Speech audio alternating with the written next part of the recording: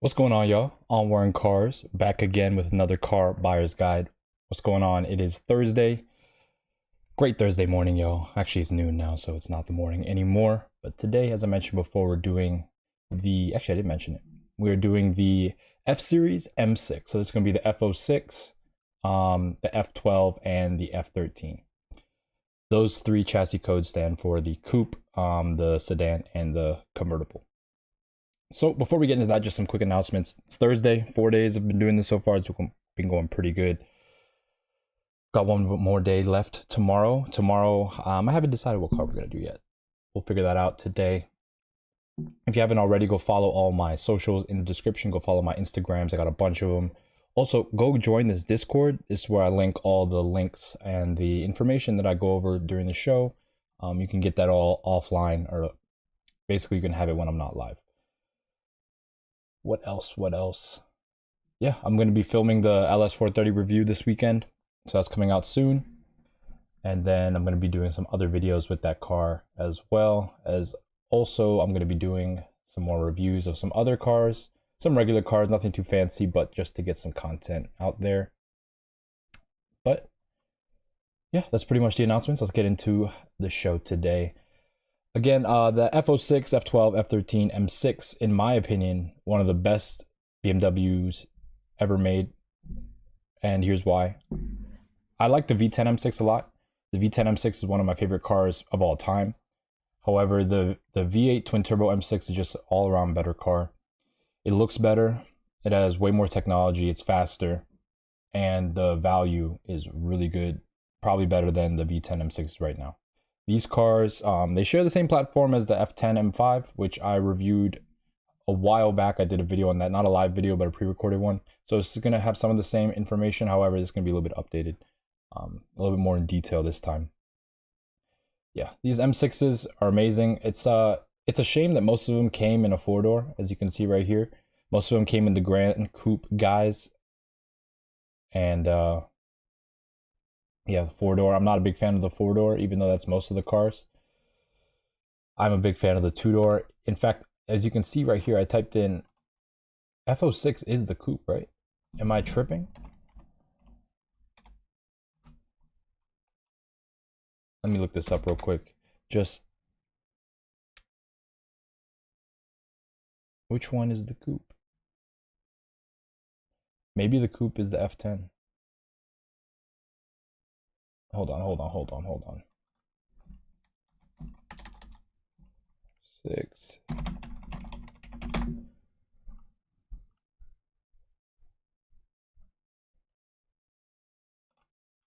All right, we're about to look this up right here. F06.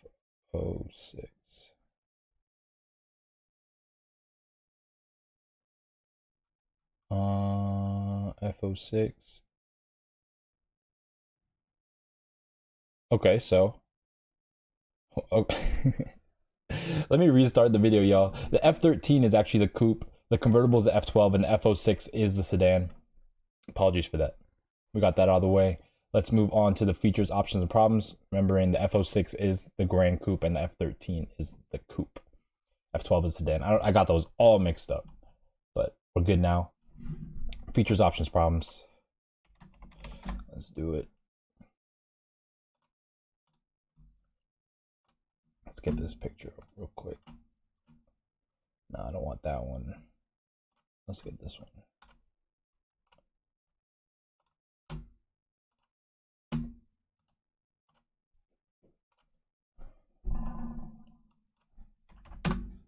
Perfect. All right. Cool. Let's bring up this other thing that I got right here. Actually, that's over here. Let's bring that over here. Then where? There we go. That's over there. Cool. All right. Let's get into the features. We got some features I've mentioned before, but we'll go over them real quick.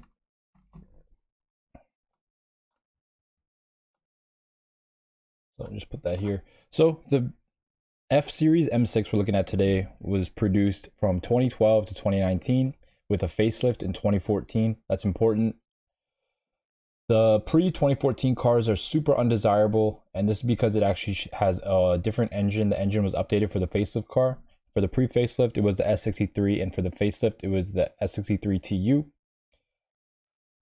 Something special about the M6, this S63 was the first engine actually to have a hot V, so that means the turbos are located in the V of the engine in the valley. This means you get faster throttle response. The turbos heat up faster, so they're always, how do I say this? They always have, they're not expanding and cooling a lot. They're always hot. Yeah, it's a good design. It allows you to have access to the turbos too. They're up top, so they're easily serviced. It's just different than traditional engines because the intakes are on the side as opposed to in the middle. And then, as I mentioned before, the S63 was updated with the facelift to the S63 TU, and it uses a Valvetronic system on top of the double Vanos, and it made it a lot more reliable. And this is why the S63 TU is more desirable than the S63. It also made a little bit more power. Yeah, that's about it. Let's get to the options. There are a ton of standard options with M cars, but I'm going to go over just a few options that I think you should look out for specifically, simply because they will add to the highest level of resale. So we have them here. So first of all, the competition package, it has an engine tune, it makes more power, it has different suspension, it also has some cool badging here and there, as well as some standard carbon stuff. You want to get full leather, that means leather on top of the dashboard and on top of the doors. Lane change warning is good for resale. You just want to get a fully loaded car. CCBs though, there's a debate, but if you want CCBs or not, they're not completely necessary in terms of adding value to the car.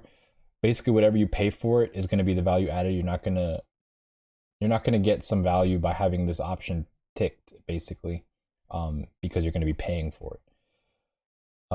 Night vision, definitely a cool high-tech option to have. Surround cameras are definitely an option you want. Basically, this is the parking cameras. You want that 360-degree camera.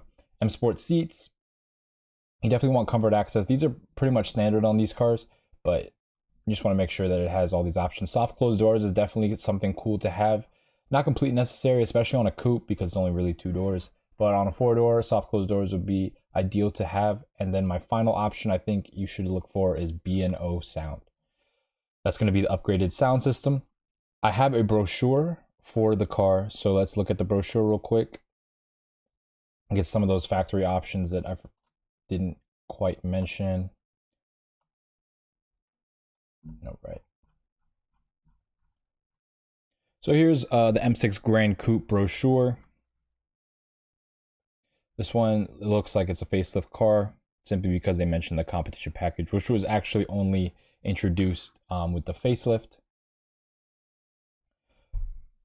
But as you can see, these are the options I mentioned earlier. These are the 4-wheel options you can get. These wheels comes on the competition, but you can get them on non-competition wheels.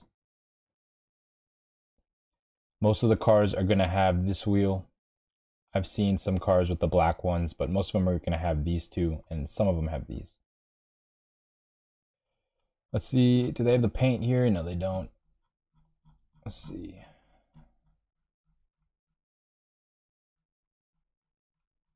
Yeah, no paint options, but I just want to show you the wheels, because in my opinion, I like these competition wheels a lot, so I'd be looking for a car with those wheels specifically. Here we have the power numbers. So the difference between the S63 TU and the S63. So the S63, they're both 4.4 liter twin turbo V8s. Same bore and stroke. The TU has a higher compression ratio and a higher max boost, which is interesting. Which means they've turned up the stress on this engine a lot compared to the old engine. However, it does have the Valvetronic system, which is different than the old engine. Yeah, this has a different exhaust manifold. And as you can see down here, it makes slightly more power at a lower RPM, 560 horsepower.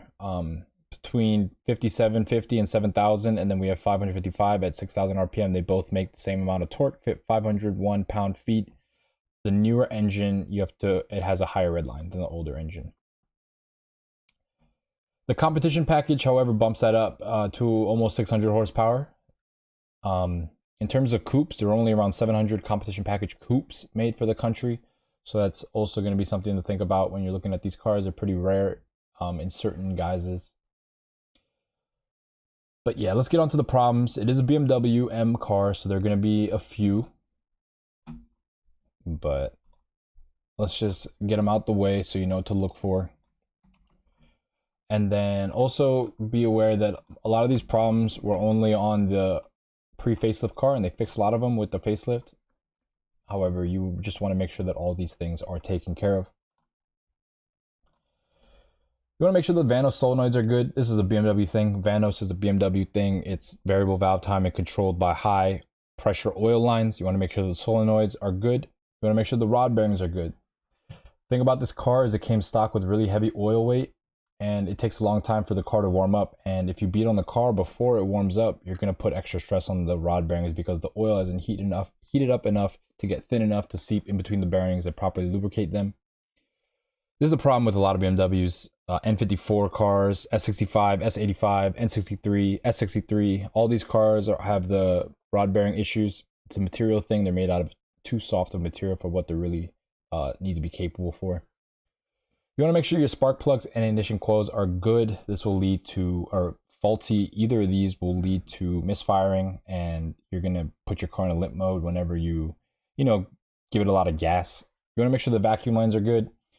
A lot of these systems on the car are controlled by vacuum lines, so make sure that they're good. This is including like turbo wastegate actuation, stuff like that. So you want to make sure that your vacuum lines, there are no leaks anywhere. Suspension components, these cars go through bushings. They are high performance M cars. All cars like this go through bushings. You want to make sure that the suspension is smooth when you're driving, especially at slow speeds, not making any clunks or bumps or anything like that. Just make sure it rides good. Coolant expansion tank, another BMW staple. It's two halves glued together. The halves separate, your coolant leaks out. You also have leaking fuel injectors. This is a problem because you could blow up your engine. Basically, you could get hydrolock, or you're gonna mess up something with basically, yeah, because you can't shut off the fuel flow. It's just constantly flowing fuel, and if there's nothing there to combust the fuel, you're gonna have hydrolock. And then another thing that I've seen on a lot of these cars, especially ones in the southern states, ones that are affected by a lot of sun, the leather wears really hard, especially on the middle armrest. You'll see where people put their elbows. That spot is like really nasty on a lot of these cars. Same thing with like the wheel and like just the seat condition in general. You're gonna see like this leather. In my opinion, it doesn't hold up as well as the E-Series leather from the previous generation, but we'll see in these ads coming up. That pretty much covers it. As I mentioned before, we are looking at coupes and sedans. We're not going to be looking at convertibles. Not really a big fan of the convertible, and the prices for convertibles aren't really that much different than the coupes and sedans, so there's not really a point in looking at them if we're not really that interested. I do believe that the coupe is going to be the most desirable one simply because of numbers. The coupe was one of the rare body styles of this car, the sedan being the most popular. So we're going to try to find some coupes, but obviously we're going to look at some sedans simply because they're really good value. But let's get on to the ads. Where are they at? Over here. All right, cool.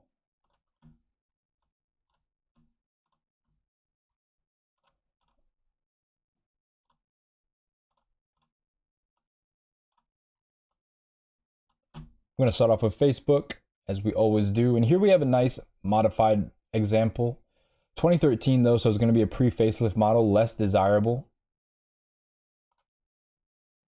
See what he says here. Mods, we got a dyno tune, stage 3 trans tune, H&R lowering springs, intake catalyst downpipe, straight pipe to stock muffler with flaps open. We got forged wheels, Vorsteiner carbon diffuser, carbon trunk lip, carbon mirror caps, carbon fangs on front bumper, maintenance. So he's running 5W50, that's good. Redline is really good oil, that's what I ran on my V10. Has the all redline fluid. Carbon roof, no clear coat, or no clear coat issues.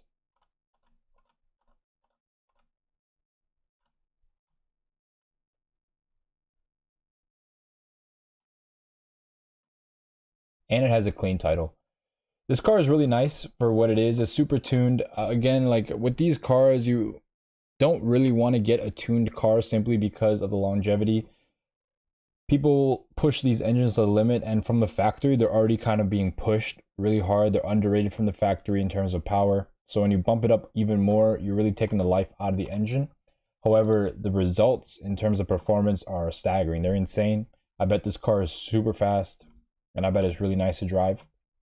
It has 97,000 miles, so that's why he's about to sell it. 100,000 miles on these cars is pretty much like where you gotta refresh a lot of things. So people often are getting rid of the cars before 50,000 miles and before 100,000 miles. It's pretty standard on these M cars.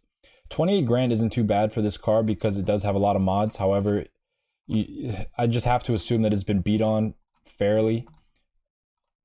However, just, you know, looking at the tires, it has Continental tires. The car looks very clean. The pictures are high quality.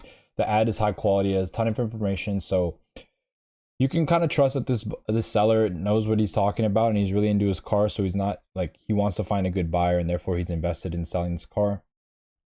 I'd be at around 25 for this car. 28 isn't bad given the mods it has. I always recommend not to get a modded car, as I mentioned before. However, if the mods are something that you would want personally, then by all means, go for it. You're just going to spend even more money installing them yourself. So if it's something you like this car is very tastefully modded, so I don't mind the modifications. The tune is a little bit worrying, simply because it's high miles and it's tuned. But in terms of mods, like visually, he did a really good job. 25 grand is where I'm at for this. Here we have another example. This is going to be a sedan, a Grand Coupe. Black with a red interior, all carbon. It's a competition package. Has a stage 2 tune, pushes 700 horsepower. Has a carbon fiber roof. I believe all M6s actually came with the carbon fiber roof. Has the black chrome exhaust tips, adaptive end suspension. It has the 601M wheels, not the competition wheels. Executive package, including the heated steering wheel, soft closing doors, power rear sunshade, full LED lights, new tires. So this is a pretty good car right here. 2015, and it's a competition package with low miles. It doesn't say anything about the title, so that's kind of where I'm at right now in terms of this car. I don't know the title. A lot of these M6s you'll find have salvage titles. So you really want to make sure that the title is good on this car.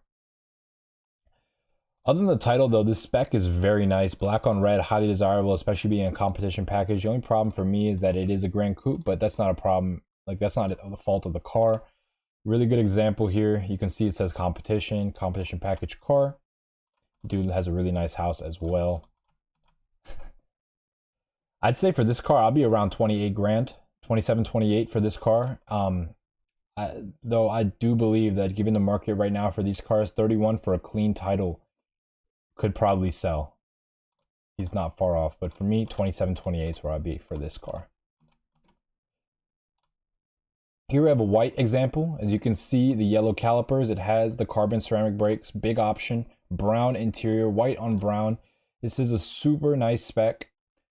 Has the wood trim though, and that's not the best, like, you know, that's not the, like, it could be better than that. You could have the carbon fiber with the wood, I mean with the brown. But the wood spec isn't too bad. White car, tan or brown interior. Only 15,000 miles and they want 34 grand. This car is definitely a salvage title. I'm not even gonna try to guess. Like, it has to be. The price is super low. Either that or it's a scam. 2016 car, 15,000 miles, 34 grand for a clean title. That's about worth it right there. Especially for this interior. The one time, actually no, 33. 33 grand, that's all you get from me. But this is a nice car. 33 grand would be really, really good deal, especially with this many miles. But I do have a feeling that it is a salvage title. Here we have a white example with the red interior. It has those wheels that I mentioned before, those ones that you barely see, but some cars do have them. Actually, hold on. I don't know what wheels these are, actually. Let's see.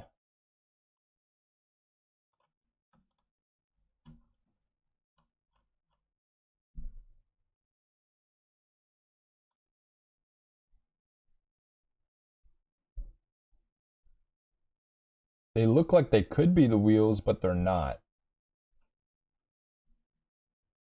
Or they could be. No, those are the wheels. I'm tripping. Those are the wheels. Those are the wheels. It's just a lighting. Yeah, those are the wheels. All right, 2015. Second owner, nothing wrong with it. Brand new motor. Oh, it had a motor rebuild. 38 grand for 80,000 miles. How many miles does the motor have? Only 3,000 miles on it. New motor. I'm not sure if that affects the title or not. I'm going to assume it does. But yeah, look at this armrest.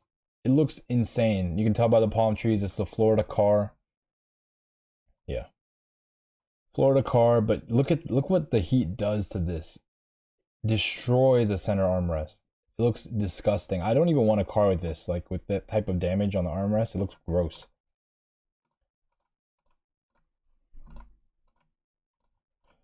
Other than that, it's a clean car. I'm guessing it has a salvage title simply because of the new motor. But for 38 grand, nope, no thanks. I'd be around 30, 31 for this car. Just because it has a new motor. 30, 31. And because it's a 4-door. But it is a good spec. White on red, prime spec for BMW is always going to be able to resell. So it has that going for it. Here we have a blue example. Same wheels, but super fire spec. The brown interior, but with the carbon, something super desirable, especially with this blue. San Marino blue on caramel leather, B&O sound, carbon fiber interior trim. Car is in great condition. Carfax will show minor damage, so there was a little accident. They're asking $46,000, but this is a 2017 with 52,000 miles, so it is going to command a higher price. The 2017s, 2018s, 2019s are going to be pretty much new prices because those are really good cars still. But this car has the B&O sound, as I mentioned before. Just a beautiful spec car. Like this is, if this was a coupe, it would be like my prime spec for something like this. Just something that I'd be able to sell anytime down the line. People are always going to want this type of car. But for 46 grand, I don't know if that's a little high for me. But because it is a 2017 with 52,000 miles, I'd be around 40 for this car. It is a really good car. Superb spec. And you'll definitely be able to get a good chunk of change when you go to resell this car, even if you put 20,000 miles on it. Moving on to Auto Trader. We have our first example, a 2-door 2015 competition car. That is good. We have a competition car apparently, but with, yeah, there's a competition badge. Sometimes they say competition and there's no badge, and I've seen other times where it doesn't say competition, but it has a competition badge. So you just want to make sure that you have like your car is what it says it is. They say this one's a competition package, black on black, 91,000 miles. So the miles is a little bit high, but for 28 grand for a facelift competition package, I'd say I'd be around 25, 26. And that would be pretty good for me, honestly. 25, 26, even up to 27 for a car like this. It's a competition package, so it's going to be even more desirable. Plus, it's a coupe. As I mentioned before, they're super rare, only 700 made for the US. So this would be something I'd be looking at. Here we have, this is probably one of the best deals I see right now, especially the fact that it has a clean title, supposedly. The price was dropped by $8,500 a week ago. Let's look at this car. It's a 2017. This is a late model for these cars. Competition package. Beautiful car. Beautiful car with this sparkly black. I forget what the black is called. But it is a beautiful color, especially with the blue calipers. Very clean car. 95,000 miles, so it's a little bit high up there, but it is a 2017.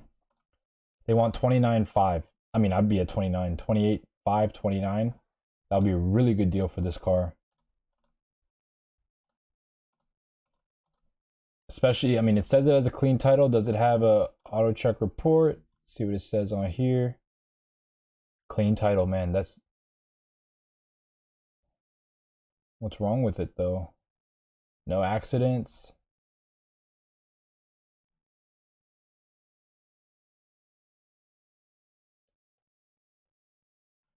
Yeah, man. This car is something that I'd definitely be interested in. And you should be too. I don't think it'll sit here for long at this price, so it's probably going to be gone soon. What a beautiful car. 29.5, 28.5, 29. I'm there. This is my car right here. This is what I want. Beautiful example. Moving on, we have a 2016 in San Marino blue. I don't know why it says San Marino red. Beautiful car with the white, or the, like, it's like a gray interior, but full leather. As you can see, the leather stitching on the binnacle. B&O sound, carbon fiber interior. Pretty well spec'd car. This blue is beautiful. Like, look at this rear end. One of the best looking cars like ever produced, this two-door version. Beautiful spec. 79,000 miles. They want 34.5 for this car. I'd say for this, I'd be around 30, 31, 32, but they're not far off.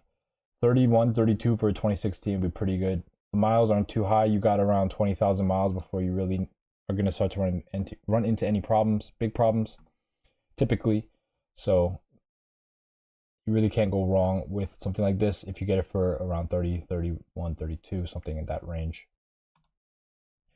Here we have another blue car, but it has a black interior. This is also a 2016, similar amount of miles, a little bit higher price. I'd say I'm in the same boat as the previous example. In fact, I'd pay less for this one simply because it doesn't look as spec'd. I'd pay up to 32 for this one. The other one up to 33, this one 32, but they're similar spec'd cars. And then our final Auto Trader ad, we have an M6 in this yellow. I believe it's Imola yellow, but let me actually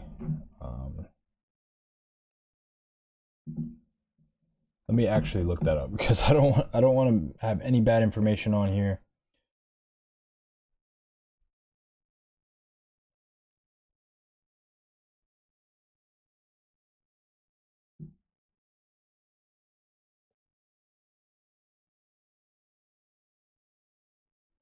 What color is this, man? Austin yellow. See, the power of Google. I think that's what it's called. I think so. Austin yellow. Yep, Austin yellow. That's what it's called. Not Imola yellow. That's red. Yeah, not perfect, yo. Imola yellow, aftermarket wheels. Not a big fan of those wheels. Let's see what the interior spec looks like. This is just a clean car though, like super clean. Look at the engine bay. How many miles does this have? 74,000 miles. Has an Alcantara steering wheel, very nice, black, carbon trim.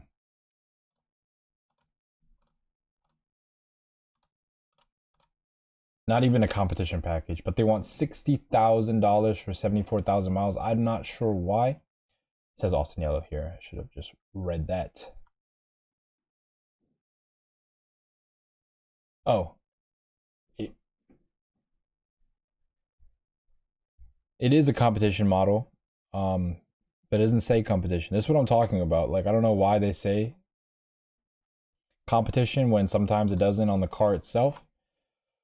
But even if it was a competition, I'd be at like 35 for this, simply because it's the yellow. Austin yellow is desirable. I'm not a big fan of the yellow, but I know that it will be good for resale in the future, so that's why I paid 35. But 60 grand, I don't think a collector wants it for 50 grand, I guess, if he really likes this car, but it's low miles, aftermarket wheels. I don't see the value in what is going on here? I don't see the value in a $60,000 74,000 mile M6. Moving on to car gurus, we have our first example, a 2013, so pre-facelift coupe. White example, looks like it has a black interior, carbon fiber though. Steering wheel looks a little bit shiny, so not full leather. As you can tell, this is that plastic-ish. Hold on. Actually, this doesn't look like full leather to me. It looks too shiny. Yeah, you don't see the stitching right here. Not full leather, so it doesn't have. It's not completely optioned out.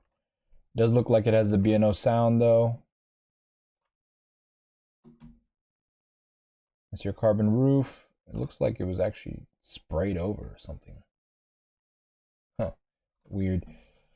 25.5 for this car. I mean, high miles, 120,000 miles, pre-facelift car. I'd be around 20 grand for this car. Yeah, 20 grand. Not really something I'd be wanting, but 20 grand would be a really good price for something like this. This would be a lot of car for 20 grand. Here we have a 2014. So this is going to be a facelifted car. See if it's competition or not. I don't believe it's a competition package. It doesn't look like it is. It is a nice black though. It's that sparkly black. Interior looks good as well. Steering wheel, again, a little bit shiny for my liking, but the seats don't look too bad. It has 80,000 miles. They want 27.2 for it. I mean, they're not far off. I'd say for a facelifted car with 80,000 miles, non-competition, I'd be around 24, 25. So not far off. Actually, I'd be higher than that. 27 is not far off at all. I'd pay 26, simply because I'm not trying to pay what he wants. Here we have another coupe or Grand Coupe example. Silver wheels, 32.9 they want. It has 83,000 miles. Does it say whether it's competition or not? No. 83,000 miles. Carbon fiber. Seats actually look really good compared to other examples we've looked at. Maybe this person was a little bit skinnier than normal. Let's see what the dash looks like. No full leather here, but it does have the B&O sound. You can see the tweeter right here that rises up. Yeah, as you see how shiny the non-full leather interiors are. It looks like school bus leather. Has these wheels, carbon fiber roof. This is what it's supposed to look like. I don't know why the other one looked weird. But 32.9 isn't too bad of a, a price for this car. I'd be around 30 grand. No, I'd be around 29. 29 grand for this. I don't want to pay 30. 29. Here we have it looks like a frozen black car. Does it say if it's wrapped or anything? Nothing so far, but it does look like it's frozen black, which is a cool color to have, especially if it's factory. Black interior, as you can see, this one is full leather, something that is pretty desirable. Full leather interior seats, they look all right. They're not in the best condition. Bang & Olufsen, carbon fiber. You have something right here. I'm not sure what this is right here.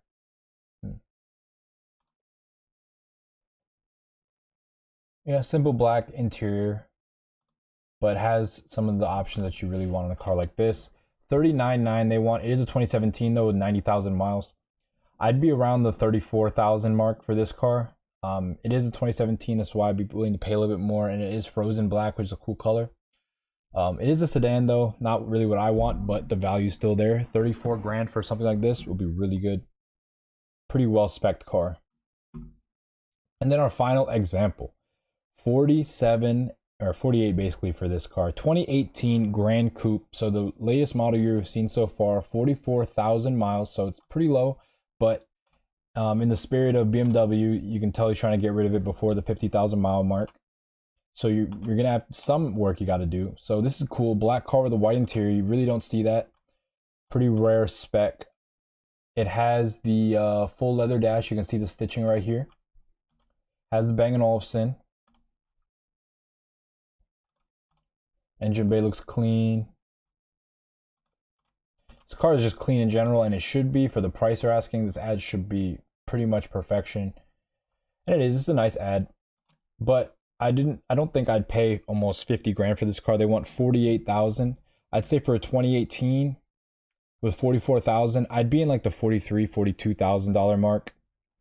$40,000 is definitely deserved for a car like this, so I'm not gonna knock it or try to lowball too much because it is only 5 years old.